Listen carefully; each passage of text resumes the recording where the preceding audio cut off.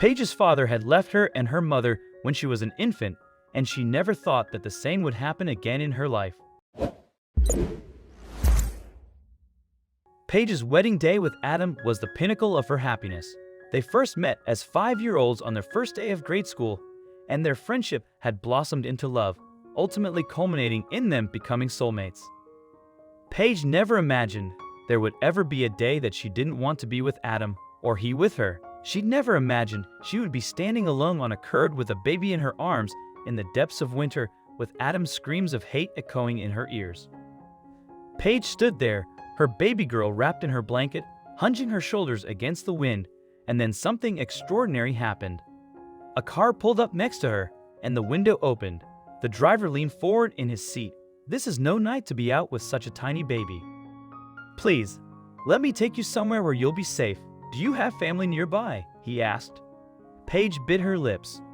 There was something about this man that was familiar. She'd seen his face before. He might be a stalker, a criminal. She might be putting her baby in danger. The man could see the doubts flitting across Paige's face. "Please, I mean you and your baby no harm. If you'll let me help you, I'll explain everything." Reluctantly, Paige settled her baby in the back seat. "You have a baby seat," she commented to the man. "Do you have children?" "No," the man said. "I have a nephew." "Oh," Paige said softly. "I have no one. My mom died 7 years ago, then my dad got cancer." "That's not easy," the man said gently. "Losing everyone like that. The worst was that my dad told me when he was dying that he wasn't my biological father.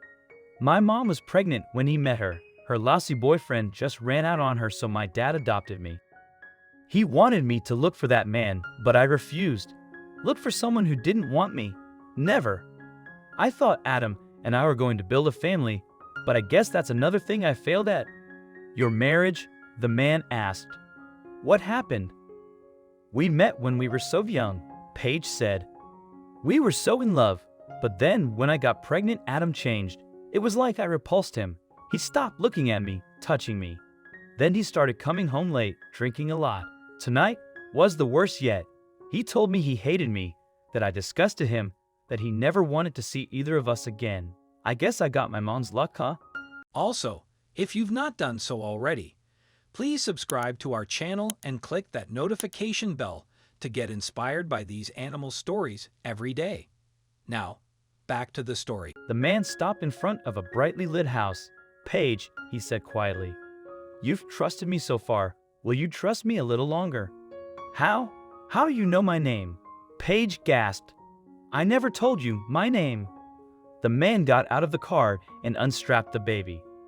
Paige jumped out and followed him up to the door of the house.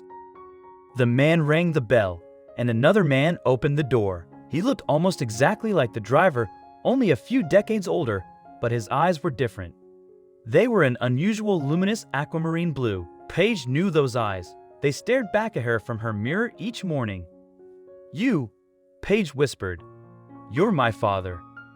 "Yes," the man said in a deep, soft voice. "I am." Coming out of the cold, Paige, "It's time you learned that you still have a family."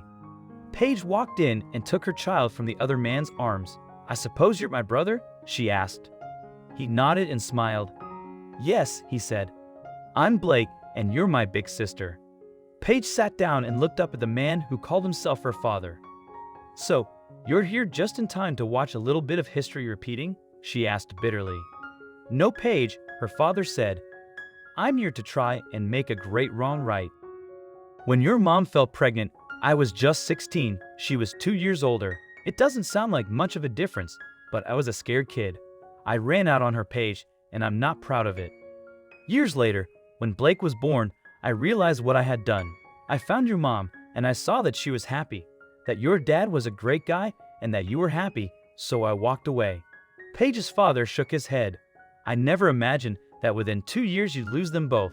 I never imagined my own daughter would be abandoned with a newborn in her arms." Paige bowed her head and felt hot tears burn her cheeks. Her father sat down next to her and put his arm around Paige and the baby. "Paige, please let me make it up to you. I wasn't much of a father back then, but maybe I can be the father you need right now." Paige's father explained that he had hired a detective to find out about Paige's life after she lost her parents and was horrified to discover that her husband drank and had boasted to his friends that he was kicking her out.